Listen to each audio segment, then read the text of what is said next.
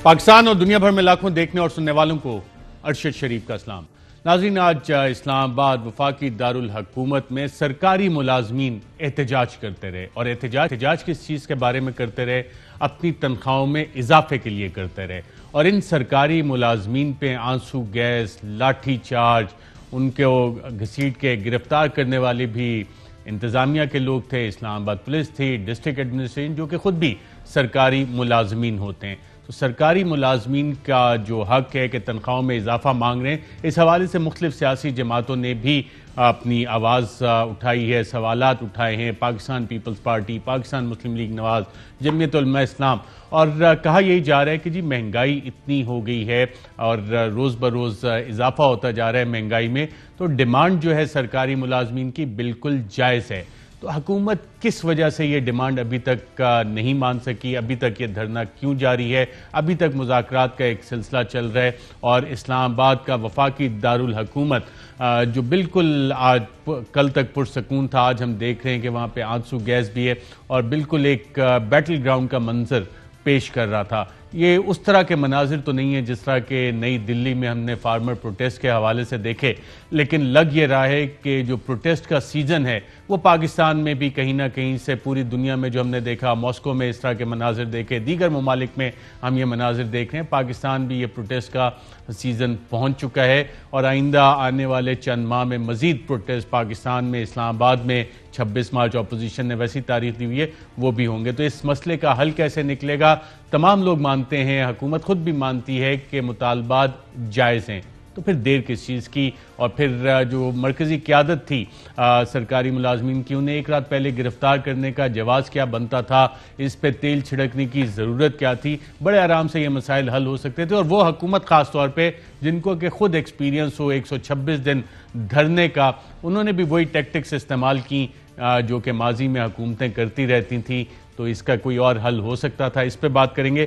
साथ साथ नाज़रीन, वो शर्मनाक घिनौने मनाजिर जो कल हमने ARY न्यूज़ पे दोपहर 2 बजे खबर आपको ब्रेक की थी, मुल्क की तारीख में पहली दफ़ा ये मनाजिर आप देख रहे हैं कि हाँ, पार्लियामेंटेरियंस बिकते हैं, अपना ज़मीर बेचते हैं, अपनी वोट बेचते हैं। इससे पहले हम सिर्फ सुनते थे कि अयूब खान के दौर में बेसिक डेमोक्रेसी, मोहतरमा फातिमा जिन्ना के खिलाफ किस तरह से लॉयल्टीज़ खरीदी गई, बेसिक डेमोक्रेसी का स्ट्रक्चर बनाया गया और दीगर कार्रवाइयाँ हुई। फिर हमने मजीद भी देखा कि IGI बनाई गई, जनरल असद दुरानी साहब का एफिडेविट, असलम बेग साहब का एफिडेविट, कौमी असम्बली की तकारीर, यूनुस हबीब के हमने इंटरव्यूज़ वगैरह और वो तमाम डिटेल्स फिर जब सुप्रीम कोर्ट ऑफ पाकिस्तान में पेश हुई कि जनाब ये वो पैसे थे जो कि दिए गए और कैसे अरेंज हुए, लेकिन वीडियो सामने नहीं आई। हमने कोयटा बेंच का भी सुना कि रफ़ीक तारड़ साहब ब्रीफकेस उठा के कोयटा चले गए थे सज्जाद अली शाह साहब के दौर में और वहाँ पे कुछ लॉयल्टीज़ वगैरह ख़रीदी गई, लेकिन वीडियो सामने नहीं। ये पहली दफ़ा जो आप मनाजिर देख रहे हैं, इंतहाई शर्मनाक मनाजिर हैं, नोटों की गड्डियाँ पड़ी हैं और ज़मीर यहाँ पे बेचे जा रहे हैं। उससे भी ज़्यादा हैरान कुन नाज़रीन बात यह है कि 24 घंटे से ज़ायद का वक्त गुजर चुका है कि ये वीडियो सामने आई। कोई गरीब आदमी होता, कोई चोरी करते हुए पकड़ा जाता तो अभी तक थाने का लोकल SHO छोड़े ASI सपाई उसको गिरफ्तार करके ले जाके पाबंद सलासिल कर चुका होता। यहाँ पे एक अजीब सा सन्नाटा है, खौफनाक किस्म का सन्नाटा। जो तमाम आईनी इदारे हैं वो भी इस हवाले से खामोश हैं, जो हुकूमती इदारे जिनका दायरा इख्तियार बनता है वो भी इस हवाले से खामोश हैं कि किसी की कोई आवाज़ नहीं आई। क्या सब अपनी जगह, अपनी अपनी जगह इसलिए खामोश बैठे हैं कि उनको सबको डर है कि उनकी भी, जैसे कहा जाता है, स्केलेटन्स इन द कबर्ड्स हैं, या उन्होंने भी कोई ऐसे काले करतूत हर किसी ने किए हुए हैं कि उनको ये डर है कि उनकी भी कोई वीडियोस ना हो और इस वजह से खामोशी है?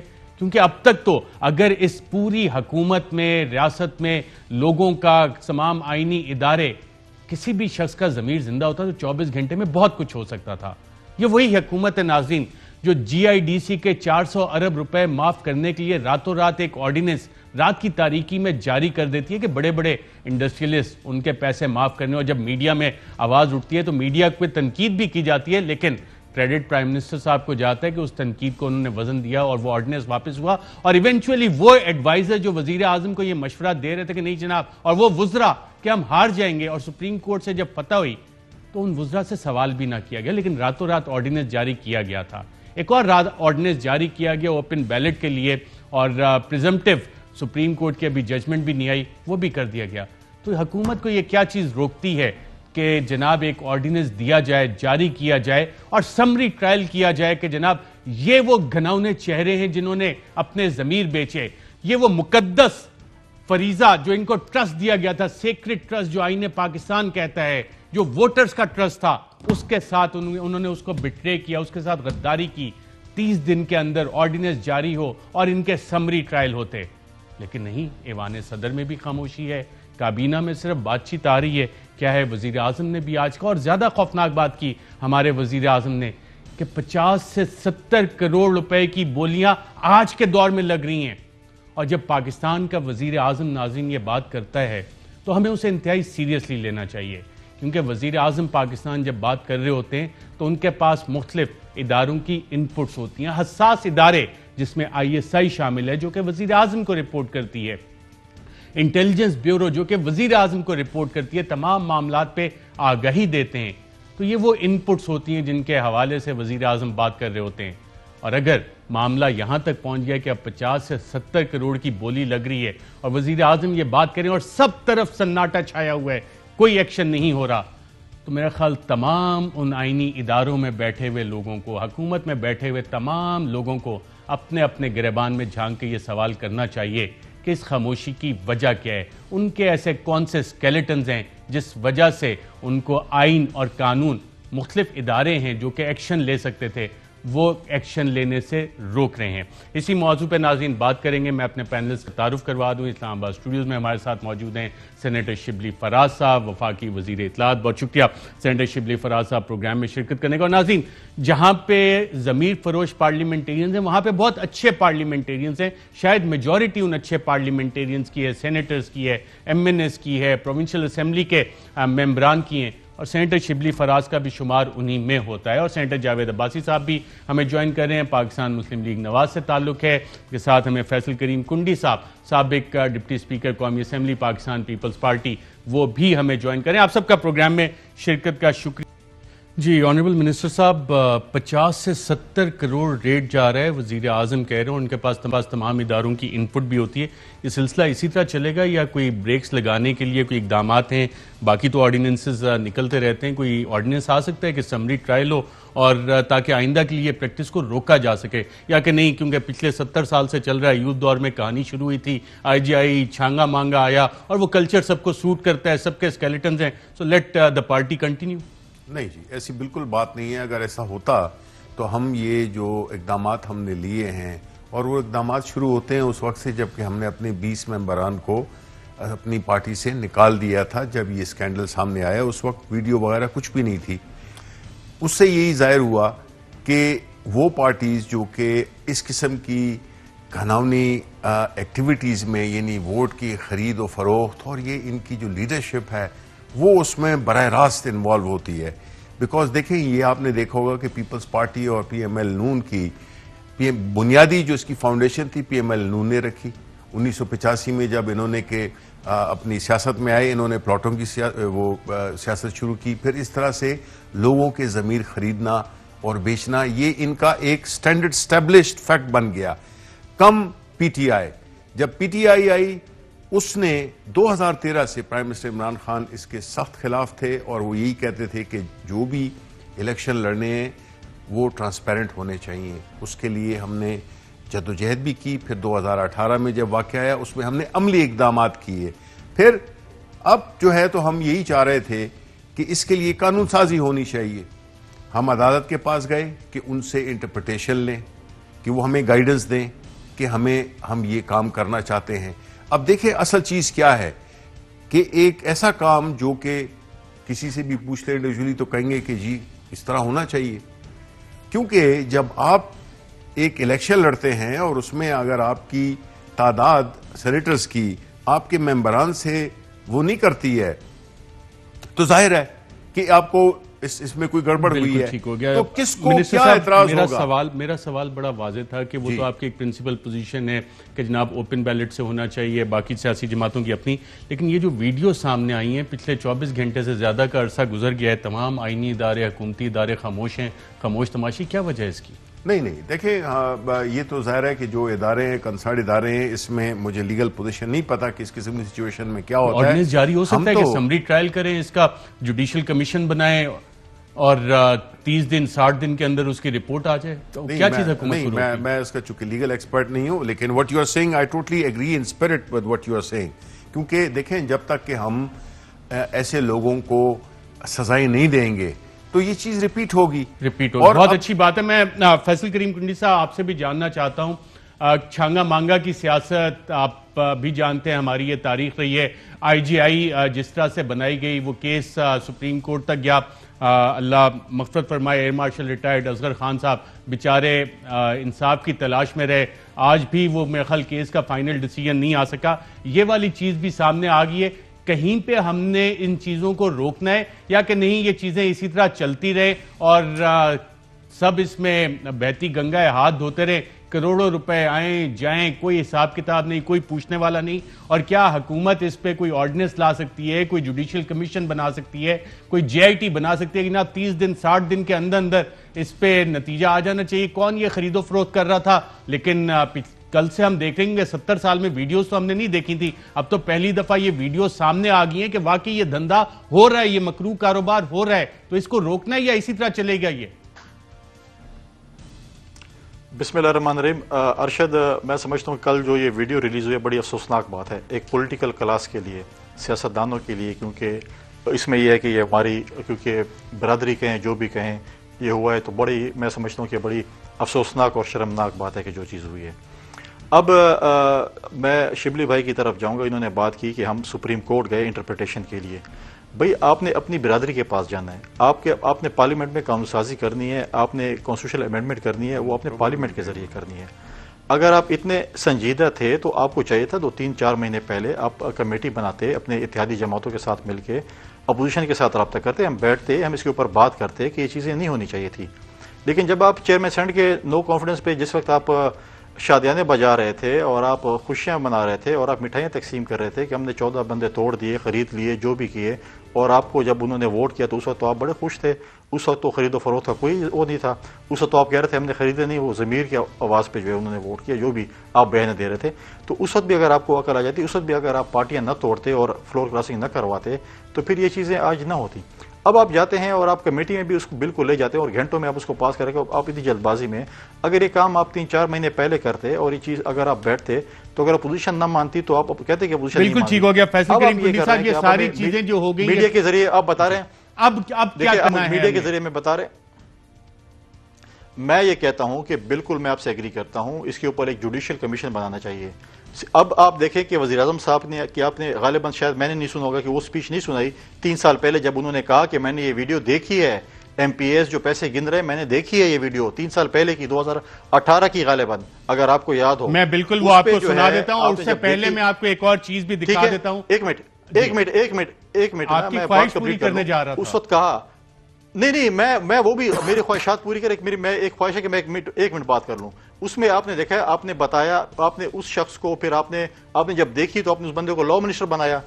आपके अपने MPA ने जो 3 साल पहले इंटरव्यू दिया था और कल भी दिया था, उबैदुल्ला मयार साहब, उसने इल्जामात लगाए हैं हमारे फॉर्मर चीफ मिनिस्टर के ऊपर, और आपके डिफेंस मिनिस्टर हैं, और हमारे स्पीकर पे जो सूबाई असम्बली के स्पीकर थे अब कौमी असम्बली के स्पीकर हैं। बिल्कुल उन दोनों के भी जवाब आ गए। आपने नहीं, एक मिनट बात कर। आपने लॉ मिनिस्टर को निकाल लिया। आज तो हक ये है कि आप इखलाकियात का मुजाहरा करते, हम मुतालबा करते कि डिफेंस मिनिस्टर रिजाइन करे, स्पीकर रिजाइन करे, जुडिशियल कमीशन बने, उसमें वो क्लियर हो, फिर अपनी सीटों पे बैठे, क्योंकि बहुत इंपॉर्टेंट चीज है हमारे जुडिशियल कमीशन। और ये मिनिस्टर साहब लगे, मैं आपकी ख्वाहिश भी पूरी करता हूं, जो आपने 3 साल पहले वाले एक वीडियो क्लिप का वो भी चलाता हूं, और जो असद कैसर साहब और परवेज खटक साहब ने आज इसका जवाब दिया वो भी आते हैं। मैं क्विकली आपसे भी सेनेटर जावेद अब्बासी साहब जानना चाहूंगा, पास्ट में ये सारी चीजें चलती रही, जो अभी सारी लेजिस्लेशन की चीजें हुई, ऑर्डिनेंस हो गया, अब हमने क्या करना है? हमने सारों ने इस चीज को चलने देना है क्योंकि इसमें सबका फायदा है और खरीदो फरोख्त में कहीं ना कहीं everyone is the beneficiary, top से बॉटम तक। और वजीर आजम ने कहा पार्टी सरबराहान तक ये हिस्सा जाता है इस कमीशन का, उन्हें भी ऑफर्स हुई। तो ये वाली अगर चीजें, इसको रोकना कैसे है, क्या इकदाम लिए जा सकते हैं? बिस्मिल्लाहिर्रहमानिर्रहीम, बहुत शुक्रिया। मैं वो बातें नहीं दोहराऊंगा जो दोहरा मेरे कुलीग इससे पहले कर चुके हैं, लेकिन आज जब मुल्क के वज़ीर आज़म साहब ने ये बात कही है कि मुझे भी ऑफर हुई है, मुझे भी कहा गया है पैसे देने के लिए, मुझे भी उससे भी टिकट मांगा गया है, तो वज़ीर आज़म पाकिस्तान कम से कम उस आदमी का भी नाम जानते हैं, उस पार्टी का भी नाम जानते होंगे, उस फर्द का भी नाम जानते होंगे जिसने ये काम किया है। इब्तिदा आज उन्हें ये करनी चाहिए थी। और ये जो शर्मनाक वीडियो आई है, ये सबको हमको इस बात का इल्म था कि 20 लोग जो हैं उन्होंने पैसे लिए हैं। उस वक्त जाहिर है इसके बगैर कोई किसी को वोट ना देता, लेकिन इस वीडियो के बाद अब तो लाजम हो गया है कि हुकूमत इनके खिलाफ भी जरूर कार्रवाई करे और जिन्होंने दिए इनके खिलाफ भी। और ये देखें, ट्रांसपेरेंट कोई ऐसा एक मैकेनिज्म बनाना चाहिए, किसी अदारे के जिम्मे लगाना चाहिए। अगर कोई कमीशन बोने लगे, ऐसा ना कमीशन बोने को जो 2 साल लगा दे और फिर इसका रिजल्ट आए। कोई जल्दी रिजल्ट आए, जितने लोग इसमें इन्वॉल्व हैं उन सब लोगों के सजा भी मिलनी चाहिए, उनके reference election commission of Pakistan में जाने चाहिए और उम्र बाद उनको डिस्क्वालीफाई करना चाहिए, क्योंकि ये पाकिस्तान की खिदमत नहीं है, ये सियासी जमातों की खिदमत नहीं है, ये इन अदारों की खिदमत नहीं है जिन्होंने आकर वहां बैठना था। बल्कि आज पाकिस्तान का सबसे बड़ा जो अदारा है जिसका नाम सेनेट ऑफ पाकिस्तान है, जिसे अपर हाउस कहा गया है, आज उसका सारी दुनिया में और पाकिस्तान में तमाशा लगा हुआ है। लोग समझ रहे हैं कि क्या ऐसे लोग आकर हमारे लिए कानून साजी करेंगे, हमारे हकूक की बात करेंगे, हमारे लिए खड़े होंगे। अगर पहले दिन से उन्होंने हॉर्स ट्रेडिंग की है, उन्होंने पैसे का इस्तेमाल किया है, उन्होंने ऐसे अनफेयर मीन का इस्तेमाल किया है जिनको बेस करके वो इस अवाना में पहुंचे, तो मेरा ख्याल है कि ये एक बेहतरीन मौका है। इस मौके को इन लोगों के बिल्कुल ठीक है, बहुत अच्छा आपका ये बहुत इंपॉर्टेंट नुक्ता है, क्योंकि ईवान बाला में सेनेट में बहुत से अच्छे लोग भी हैं, लेकिन अगर कोई एक्शन ना हुआ और इन काली भेड़ों को ना निकाला गया तो एवरीवन बिकम्स टेंटेड। फिर वो यही शक जाता है कि शायद सभी इस तरह के कि कोई भी इस पे एक्शन नहीं ले रहा, हालांकि बहुत अच्छे लोग भी मौजूद हैं और ये चंद काली भेड़ें जिसकी वजह से तमाम के ऊपर इल्जाम आता है और उसको क्लियर करने के लिए बहुत जरूरी है कि इस पे एक्शन हो। अब मुझे एक जुमला कहने दे।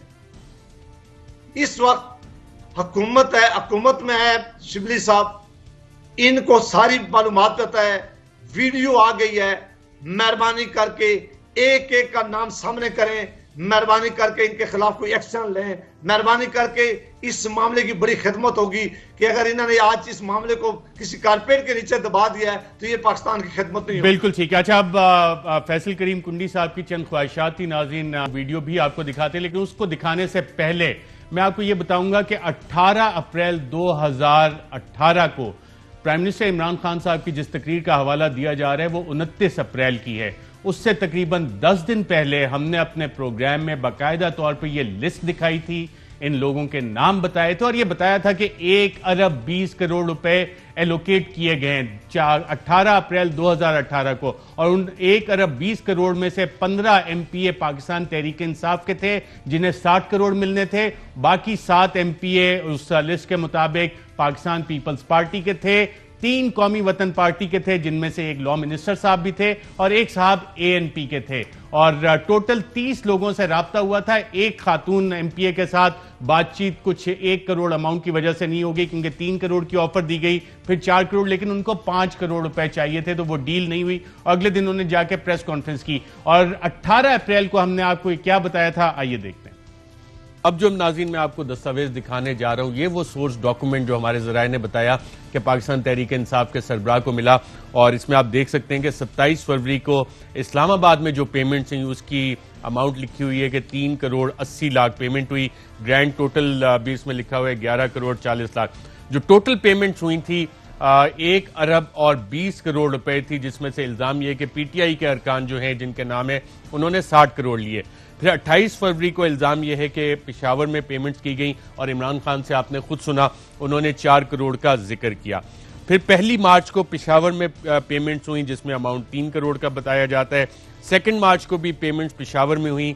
2 मार्च को जरीन जई उनको भी कुछ बातचीत हुई थी और इल्ज़ाम यह है कि उनको 3 करोड़ दिया गया, ऑफर दी गई, उन्होंने इल्ज़ाम यह है कि 5 करोड़ मांगे लेकिन उनसे बात नहीं और अगले दिन उन्होंने प्रेस कॉन्फ्रेंस कर दी। तो ये वो नाज़रीन सोर्स जी नाज़रीन, 18 अप्रैल को हमने ये आपको इन्फॉर्मेशन दी और उस वक्त हमें भी यही बताया गया था कि वीडियोस बिल्कुल मौजूद हैं, तस्वीर मौजूद हैं और उस वक्त से लेके आज तक हम इन वीडियोस के पीछे पड़े हुए अपने मुख्तलिफ सोर्सेज को टैप करते रहे कि जनाब वो वीडियोस दें, और ये वीडियोस हासिल कैसे हुई वो भी मैं आपको कहानी बताऊंगा। लेकिन जिस बयान का फैसल करीम कुंडी साहब ने जिक्र किया, वो बयान इमरान खान साहब ने इस रिपोर्ट के तकरीबन 10 दिन बाद दिया था, 29 तारीख को। क्या बयान दिया था, आइए देखते हैं।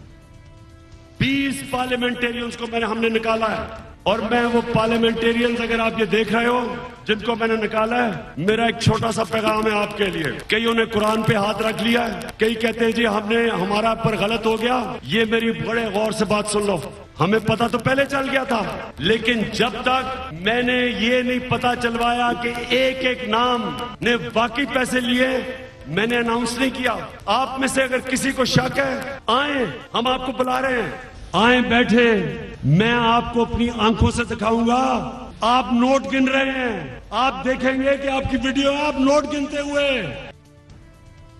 जी नाज़रीन, और हमारे ज़राए ने भी एग्जैक्टली यही बात बताई थी कि वीडियोस हैं, तस्वीर हैं, लोग नोट गिन रहे हैं। और वज़ीर आज़म साहब जो कि उस वक्त हुकूमत में नहीं थे, उन्होंने भी वही बात की। और आज वज़ीर आज़म ने जो बात की कि जनाब अगर वीडियो होती मेरे पास तो मैं क्या करता, आइए देखते हैं।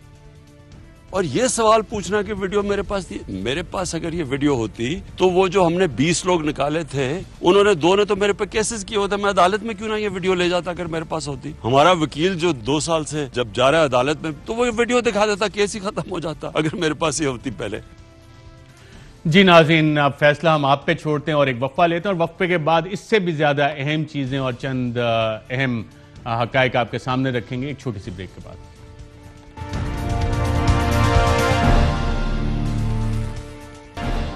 बैक नाज़रीन, वीडियोस सामने आई और फैसल करीम कुंडी साहब ने सवाल भी उठाया था, और सवाल तो बड़ा वैलिड है कि कल आपने इस्तीफा लिया केपी के लॉ मिनिस्टर से, तो उससे पहले ये चीज़ें इल्म में नहीं थी, और वो कह रहे हैं कि जी 2018 में इमरान खान साहब ने कहा था कि वीडियोस देखी हैं। क्या वाकई देखी हुई थी वीडियो या कल पहली दफा देखी हैं? देखिए, और आपने कब देखी है पहली दफा? पूरी ईमानदारी के साथ बताता हूँ, मैंने भी सुना हुआ था कि वीडियोस हैं, प्रॉपर प्रूफ्स हैं, लेकिन ना तो प्राइम मिनिस्टर साहब ने और ना मैंने, कल पहली दफा है जिसमें कि हमने ये वीडियोस देखे। मतलब है कि मुझे इसमें कोई झूठ या उसका वो नहीं है, ये बिल्कुल वीडियो देखे कहाँ आपने?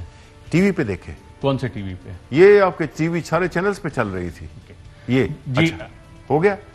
मैं कुछ उन्होंने जो बातें की थी मैं बात कर सकता हूँ? जी देखिए, मेरी आपने सुना होगा कि कितनी उसका इजहार सेनेटर जावेद अब्बासी ने किया, इसी तरह फैसल करीम कुंडी ने भी इस अमल को मतलब है दबे लफ्जों में, लेकिन किसी न किसी तरीके से उन्होंने इस बात का इतराफ किया कि ये अच्छा काम नहीं है कि आपके जो कानून साज हैं वो पैसे देकर और ऐवान में आए।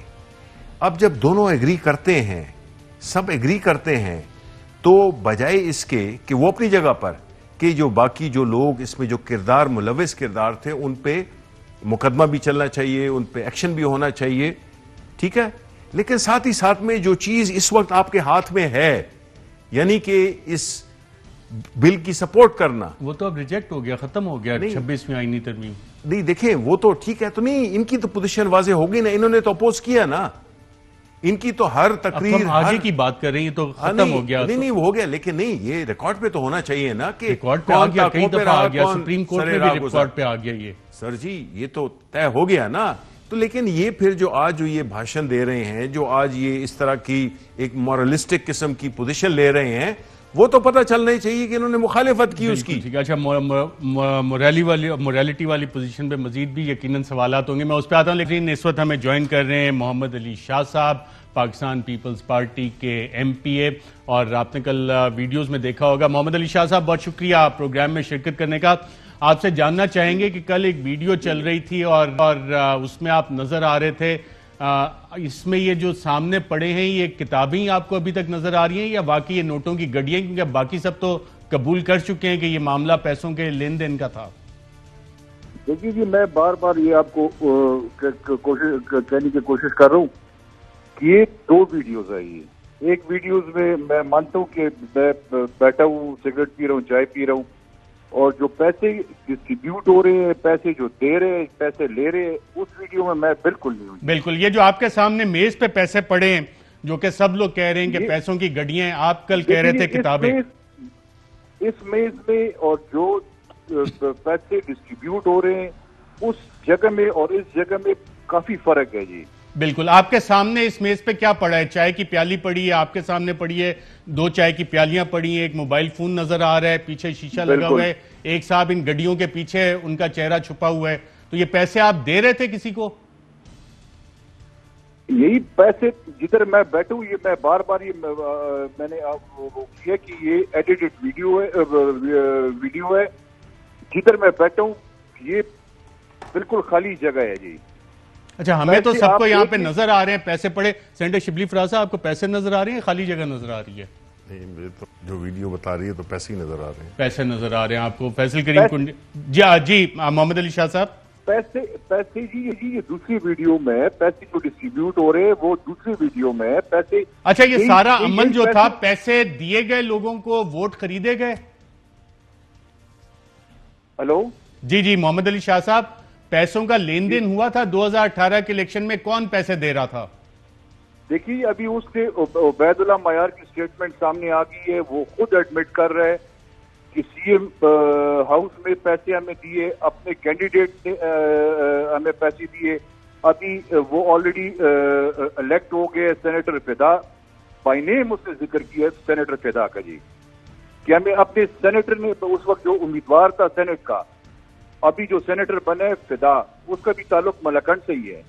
वो उबैदुल्लाह मयार ने बाय नेम उसको उसका जिक्र किया कि हमें अपने कैंडिडेट ने दिए और स्पीकर हाउस में दिए और सीएम और परवेज खटक के सामने दिए ये पैसे दिए। अभी वो खुद एडमिट कर रहे हैं कि हमें इस बंदे ने पैसे दिए। तो इससे और वाज़ेह और भी बात। आपके इल्म में काफी सारी चीजें हैं इस मामले की, लेन देन की। आप माशाल्लाह पब्लिक अकाउंट्स कमेटी में भी रहे, विसल ब्लोअर्स वाली कमेटी के भी आप मेंबर रहे थे, एहतसाब कमीशन बिल वाली उस कमेटी के भी मेंबर थे। तो इस मामले के लिए एमपीए भी रहा हूं। बिल्कुल, मैं 3 बार एमपीए भी ये तमाम मालूमात आपके इल्म में है कि ये लेन देन कैसे हुआ? ये लेन देन वो खुद बता रहे कि अभी बिल्कुल ठीक है, वो खुद बता रहे, लेकिन तस्वीर ये आप ही इसमें बैठे हुए वीडियो में। देखिए जी, वो उस वक्त सेनेट का इलेक्शन था। सेनेट के इलेक्शन में काफी, उस वक्त मैं पाकिस्तान की बसपा पार्टी का पार्लिमानी लीडर था, इससे कोई इनकार नहीं है जी। हो सकती है वीडियो की और जगह पे ली होगी मेरी। पैसे देते वक्त आदमी इतना रिलैक्स नहीं बैठता जितना रिलैक्स में बैठा हूँ। लेकिन पैसे अगर किसी और क्यों अपनी जेब से ना दिए और किसी ने ला के दिए तो फिर तो बंदा रिलैक्स ही रहता है। मोहम्मद अली शाह साहब, बहुत शुक्रिया प्रोग्राम के सेगमेंट में शिरकत का। और नाज़रीन, सेनेटर फिदा साहब ऑलरेडी डिनाई कर चुके हैं कि नहीं ना, मेरा इससे लेना देना नहीं था। वजीर दिफा परवेज खटक साहब, उनसे आज ये सवाल बराह रास्त हुआ, उन्होंने क्या जवाब दिया, आइए देखते हैं। कहते हैं खटक साहब, ये बताइएगा कि उबैदुल्लाह मयार ने ये आप पर इल्जाम लगाया है कि आपने कहा था कि पैसे लें और पीपल्स पार्टी को वोट बेचें, इसमें कितनी हकीकत है? ये बड़े मजे की बात है कि वोट भी हमारे बिके, 17 वोट हमारे बिके, हमने उनको पार्टी से निकाला और उबैदुल्लाह मयार कहते हैं कि हमने उसको पैसे दिए।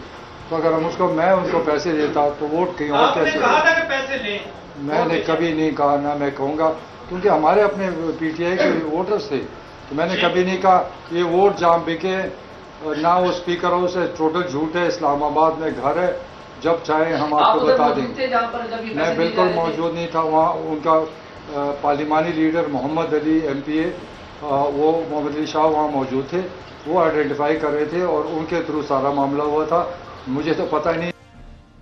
जी, मोहम्मद अली शाह साहब वहाँ मौजूद थे, आइडेंटिफाई कर रहे थे। और स्पीकर असद कैसर साहब ने कहा वीडियो में दिखाई जाने वाली जगह स्पीकर हाउस पेशावर और ना मेरा इस मामले से कोई लेना देना है, तो उन्होंने भी डिनाई कर दिया। जी फैसल करीम कुंडी साहब, ये तमाम मामलात हैं, अब इस पे आगे कहाँ चलने हैं? हम माजी में फंसे हुए हैं सारे, हमने इस इशू को रिजॉल्व करना है कि नहीं? क्योंकि कंटेस्टेड स्टेटमेंट्स भी आ गई हैं, सारी मुख्तलिफ चीज़ें। अब इसका हल कैसे निकलेगा? ये चलने दें, बहती गंगा पे गरीब आदमी के लिए जेल क्यों बनाए हुए हमने? अरशद भाई, आगे चलना मैंने अभी भी कह दिया है और उसमें मैं कह रहा हूं कि जुडिशल कमीशन बनाना चाहिए। अब हमारे पीटीआई के परवेज खटक साहब को भी अपने असद कैसर साहब, अब देखिए हमेशा क्यों पीटीआई वाले पीटीआई पे इल्जाम लगाते हैं कि हमने कहा है, इनके जो उबैदुल्लाह मयार हैं उन्होंने परवेज खटक और असद कैसर पे इल्जाम लगाया। अब अगर आप पंजाब की बात करें तो उनके सीएम पे अपने एमपीए कहते हैं कि वो कब्जा माफिया के साथ घुस गए। अब जब शिबली साहब कहते हैं कि मैं दबे अफजाल, मैं दबे अफजाल की बात नहीं करता हूं, लेकिन आप बताएं कि आप जो है आपको जो कॉन्स्टिट्यूशनल अमेंडमेंट करनी थी कि आपने कमेटी बनाई, कि आपने अपोजिशन से रब्ता किया, कि आपने एंगेज किया, आप तो सीधा चले गए सुप्रीम कोर्ट में। आपने क्या कौन सी कमेटी बनी और आप बैठे हमारे साथ कि यार आपने अपोजिशन के साथ बैठे हो और आपने बात की हो कि यार हम ये करना चाहते हैं। आप कहते हैं सेनेट का इलेक्शन जो है वो ओपन हो, लेकिन जब चेयरमैन सेनेट में आप जब हॉर्स ट्रेडिंग करेंगे वो जो है ढकी छुपी हो। अभी वजीरान साहब ने खुद कहा कि रेट 50 करोड़ से शुरू हो गया है, जो कि उन्होंने खुद लगाया था 50 करोड़ अपने पार्लियामेंटेरियंस को देने के लिए, खुद 50 करोड़ के रेट लगाया कि मैं 50 करोड़ रुपए पार्लियामेंटेरियंस को दूंगा, जो कि पिछले दौर में 5 करोड़। ये कब लगाया है रेट? वजीर आज़म ने कब रेट लगाया है? ठीक है, ये बिल्कुल देखें, जब वो कह रहे हैं कि मैं अपने डेवलपमेंट फंड्स दूंगा अपने पार्लियामेंटेरियंस को, उन्होंने कहा इखलाकी जवाज है इस किस्म की मैं बात कंप्लीट कर लूं, फिर आप बात करें। बहस करना भी इनके पास इखलाकी जवाज नहीं है, इनको पता है कि क्या होता है, आपके पास क्या किया आपने। आप मुझे बताएं, आप अमेंडमेंट की बात करते हैं, वज़ीर दिफा मुलव्वस है करप्शन में, फैटफ का बिल ले गए थे, मेंबर लेके आ रहे थे तो अपने लिए एक एनआरओ लेके आ गए 38 में से 34 जहाजों में शिकें पैसे दे रहे थे, आप जो है तो वो करने के लिए आ गए। ये तो देखिए इनकी बुनियादी करप्शन है। ये तो चाहते हैं कि इनको 1 अरब से कम जो करप्शन हो उसमें 5, बचाने के लिए तो मैं आपको भी बता देता हूँ ले आए हैं कि ये फैसल करीम आप लोगों ने ये लिखा है कि 1 अरब से कम की करप्शन को करप्शन न जाना जाए। आपने ये कहा है कि जी 5 साल पहले के मुकदमा कह रहे हैं जुडिशियल इंक्वायरी बिठाएं, जुडिशियल इंक्वायरी बनाएं इस पे। देखिए हमें बिल्कुल इस पे तो होनी चाहिए। देखिए ये होनी चाहिए, फैसल करीम बात होनी चाहिए इस पे। ये बात यहाँ पे रुकेगी नहीं। रिजाइन करे। अच्छा, जुडिशियल कमिशन पे मिनिस्टर साहब एग्री करके मैं एक वक्फा ले लूं। आप पानी का एक गिलास पिए, मैं एक वक्फा ले, वक्फे के बाद नाज़रीन दोबारा आपकी खिदमत में हाजिर हूं।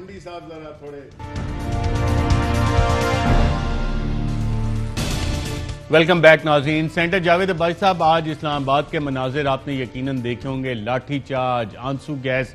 जो सरकारी मुलाजमीन हैं उनकी जायज़ डिमांड्स हैं, हुकूमत क्यों पूरी नहीं कर सक रही डिमांड्स, और कितनी आसानी से यह मसला हल हो सकता है? कोई सजेशन है आपके पास?